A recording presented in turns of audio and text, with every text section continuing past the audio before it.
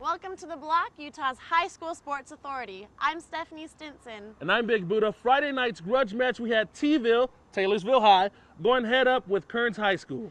And we have Haley Smith. She's joined by 97.1 ZHT's Gellert, covering all the action down at the grudge match. In our medical minute, Dr. James McIntyre is talking to us. What happens to your body when you get knocked out? Concussions. Concussions, I'm sorry. We also have our players of the week and our team of the week. Hey, what about Coach's Corner? Don't forget that. And your favorite, Mascot Madness. That's right, baby. So let's take a trip around the block and check out some highlights from this week's games. Thursday night, Jordan visiting Bingham. Sean Taylor coughing it up right here, and that sets up a cuff touchdown run. Bingham up early. Later on, Jordan muffs the punt return. That's going to set up another Bingham score, and the Miners just roll the Beat Diggers, 38-0. Hillcrest traveling to West Jordan. Jaguars looking ready for this one, but maybe they're not ready for this. Picked off. And on the next Jaguar drive, picked off again.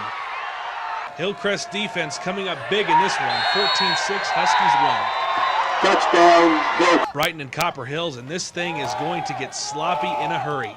He's throwing the pick right here, but Copper Hills coughs it up on the very next play. Fortunately, they recover. That sets up this TD pass to Craig Gritton. But of course, the Bengals are unbeaten for a reason. Nice touchdown pass here. Brighton 37, Copper Hills 20. Alta hosting Riverton. First quarter, when you're in a bind, just give it to Joey Putnam. Nice touchdown run here to put the Hawks up. On the next Alta drive, quarterback deciding to keep it and taking it in for 6. Riverton striking late, but it wouldn't be enough. Hawks win 38-28. Touchdown. On to Friday night, Woods Cross taking on Highland, and Bo McNally decides to sit this one out with a sore ankle. The Rams didn't really need him as his backup, Bradley, runs it in for the touchdown. Some additional help from Molo Tanifa as he scores a touchdown here. And on the very next drive, he scores another touchdown. Highland wins big over Woods Cross, 48-15.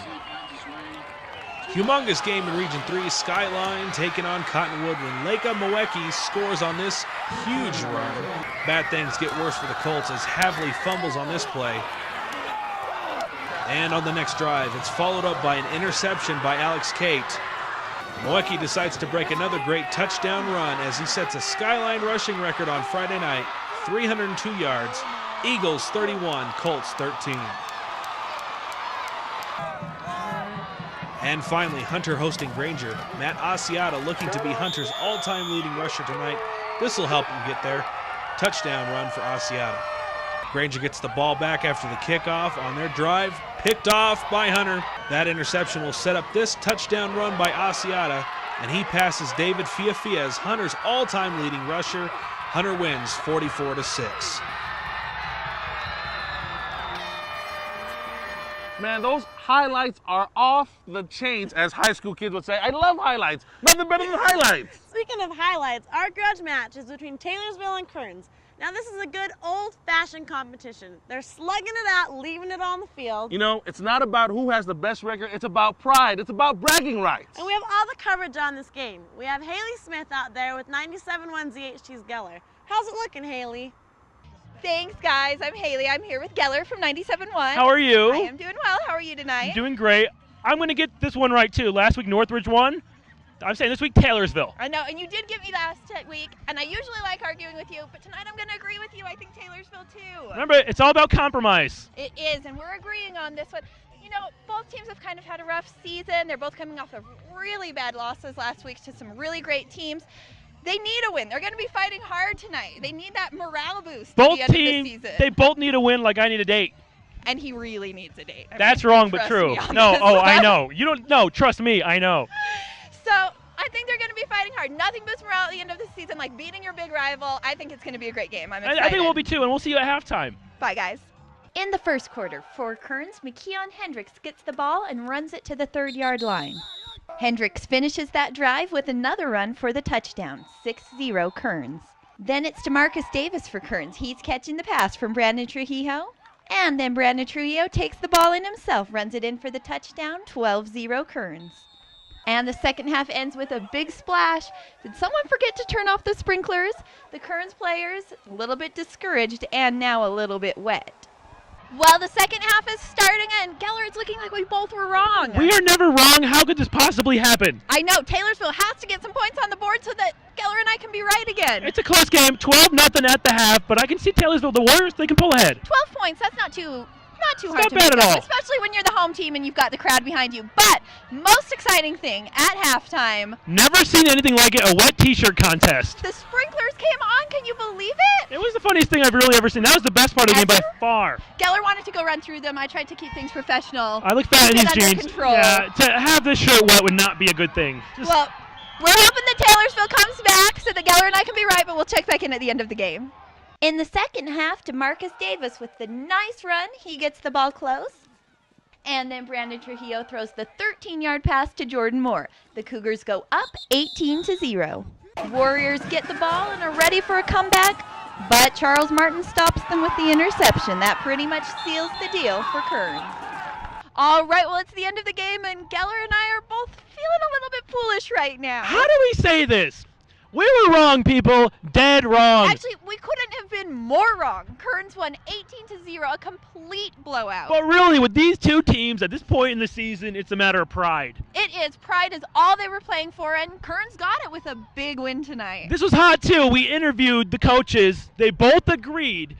It's just they were happy to be nominated and happy to be on the field. And we are happy to be on the field. And to find out where we're going to be next week, you can log on to www.hssportsblock.com. You can come visit Geller and I. And we will be right next time, too. We will be right. Back to you, Stephanie. Thanks, Haley and Geller. Coming up next, we have our Players of the Week, and Paul Graves is going to give us a rundown on our first ever Blue Chip Award. But first, here are some scores from this week's games.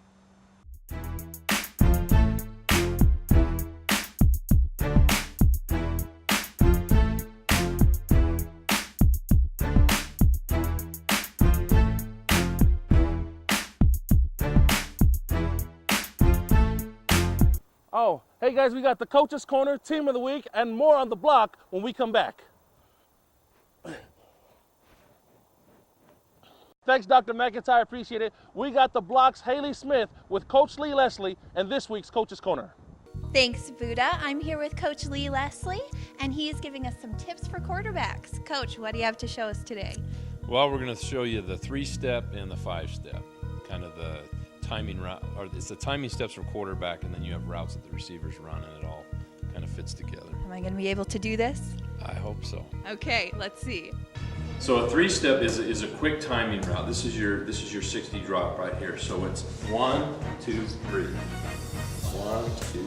Good. Set, go. All right, pretty good. All right. Now, the next one is the 5-step, and you got to have a little bit of rhythm. So you're going to go 1, 2, 3, 4, 5. 1, 2, 3, 4, 5. Yep, we'll do I'm it ready. together. I'm ready. Set, go. 1, 2, 3, 4. Set, go. 1, 2, 3. All right, good. Okay. The importance of the 3-step is if the receivers are running hot routes or they're running look-in routes or something like that, it's 1, 2, 3, throw. If it's a drop back where they're running streaks or posts or 12 back to curls, it's 1, 2, 3, 5. Step and throw. Okay, Coach, if someone needs some more tips besides these few minutes we've got here, are you going to be doing any camps or clinics? We are. We're actually going to be doing camps and clinics all next spring and through the summer. And we're going to do those from 8 years old to 18 years old. And a lot of it is just, it's those 3-step and 5-step I showed you. And then a lot of it is how to take the snap from the center, how to release the ball, elbow above the shoulder, just perfectly, so that if you're right here, you're going to have a lot more success throwing the ball.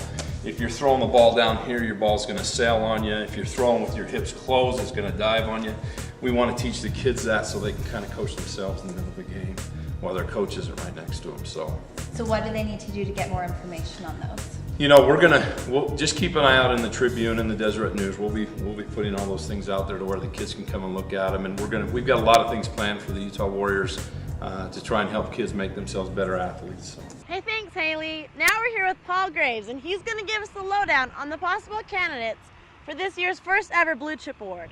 Now, what is the Blue Chip Award? Well, the Blue Chip Award is given to the top player in football every year.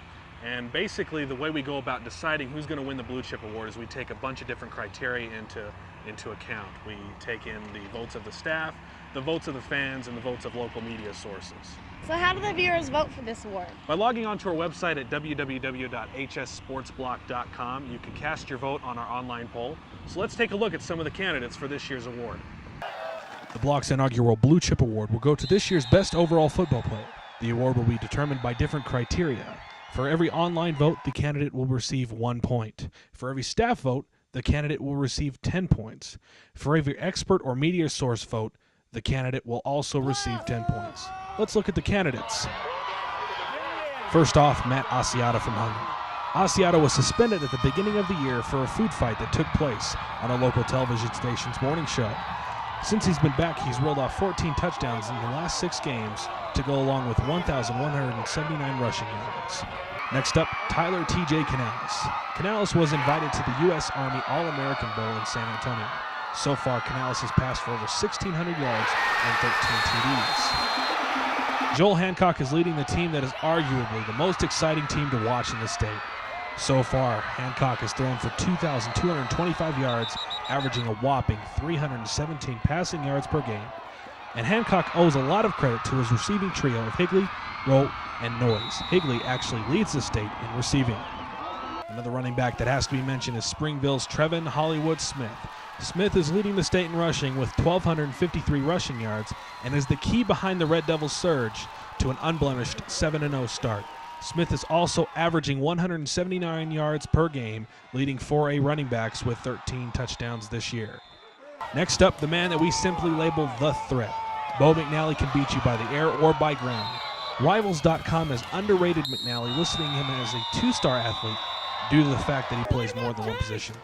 McNally has 852 rushing yards so far this year, and for this high-powered running offense, McNally doesn't get to air it out that often, but when he does, he boasts a whopping 21.6 yards per completion.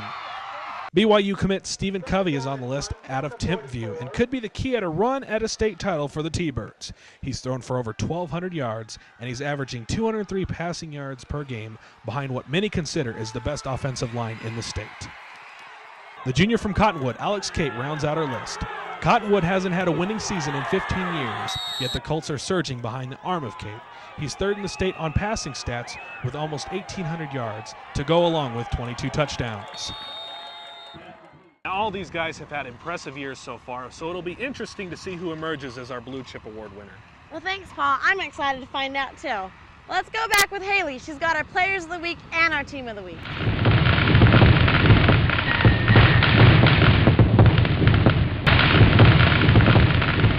For our Female Player of the Week, I'm at Juan Diego High School. Ayaka Curé has only been playing tennis for 3 months, but she's already helped lead the team to their first state title. Well, Ayaka came to us. She's an exchange student from Japan. She's only been here about a year and 2 months. She played badminton in Japan, and so when she showed up, she already had eye-hand coordination, and she had some basic badminton technique. And so if you watch her technique, she hits her forehand a little bit on the open stance like badminton, but her service motions are like the overheads on playing badminton. And the serving is very difficult to teach, and she came already with that skill, and so can't take any credit for that. You've only been playing tennis for a few months. What do you contribute your success to? I don't know, but I just focusing, and I played badminton, and then yeah, I like doing tennis and homework, so I can do it. How has Ayaka contributed to the tennis team here at Juan Diego? She's done a lot. I couldn't have won without her. I mean, she's a big part of the team. For our Male Player of the Week, I'm at Cottonwood High School. Now, the Colts football team hasn't had a winning season in 15 years, but now this year, they're a major contender for the region championship. A big part of that turnaround, emerging star quarterback, junior Alex Cate. Alex, congratulations on the win Friday night and on being chosen as our Player of the Week. Thanks. What can you tell us about your team's had a lot more success this year than usual? What do you attribute that to? Just our coaches a lot, most of it just working us in the off season, and just everybody's working harder and just getting more prepared. Alex is you know, he's got a great attitude. He's a real stable, calm person in game situations, tight situations, And you know, he's been able to get the ball to people that we need to get the ball to in certain situations. He does a lot of audibles for us, where we're reading defenses and things and trying to, you know, pick what they're giving us, and he does a great job with that. You know, he keeps his head. He's a, you know, calm kid, and he's got a great attitude. So he's been, you know, a real big part of this success of our team this year. Starting as the quarterback as a junior this year, I mean, from the other guys, do you feel like you get as much respect as you're going to next year as a senior? It feels the same, actually. It just feels normal, same as it's going to be next year, I think. We'd like to see, you know, he's going to set a school record this year, and we'd like to see him build on it, you know, next year too. And you know, I think, you know, he's got the potential to be one of the, you know, the best quarterbacks to come out of the state. Another big congratulations to Ayaka and Alex. For the team of the week, we head south to Springville High School. The Red Devils are undefeated on the season, and thanks to a big win over Timpview High School last week, the road is pretty much paved for a region championship. I had the chance to talk to the coach and some of the players about the team's success. Doug Bills, congratulations on Friday's night's game. Thank you. And on being chosen as our team of the week. What do you think are your team's keys to success this season? Well, I think we've been really balanced on offense. You know, we have a good running back, and our quarterback has come and thrown the ball really well. And then our offensive line, you don't win unless your lines are doing a good job. So, you know, those three things. And then we've been pretty consistent on defense, where we don't give up a lot of big plays, but you know, we play pretty solid defense. What's kept your defense going and being able to stop those big plays?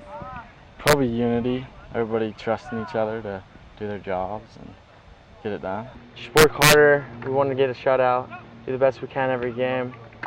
Everybody read their keys and trust each other. Will be fine. Just our whole team coming through. Our whole offense and our defense played good. I mean, everybody stepped up to play a big game. Well, the plan the rest of the season is not to get a big head and keep playing well and keep improving every week. You know, one win is not a season, so you know we plan on getting better every week, and hopefully our kids will come to work and do that. I think they will. We got to finish regional because we want to be region champs, so then state champs. And what's going to keep you guys winning through the rest of the season? Just everybody staying together and, you know, everybody playing as a team like we have been. All right, another big congratulations to Springville High School. Buddha and Stephanie, back to you. Hey guys, coming up, we still have some of the best highlights from this week's games called Mascot Madness. Mascot Madness, yeah! And more on the block.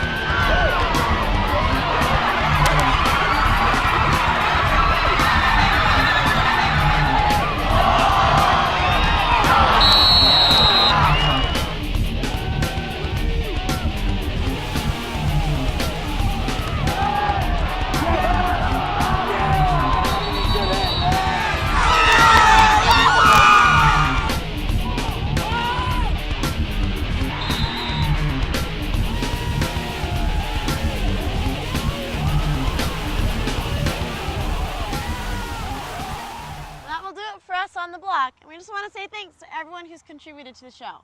Like the block's Haley Smith and 97.1 ZHT's Geller. Also Dr. McIntyre and our team of the week. We want to thank our players of the week as well as head coach Lee Leslie. Don't forget, get your signs ready. Log on to our website to find out where we're going to be at. That's hssportsblock.com, and you can also cast your vote for our Blue Chip Award. That's it for us on the block this week. I'm Big Buddha. And I'm Stephanie Stinson. We'll see ya. Bye, guys. Bye. Get out of my shot. Bye. Woo!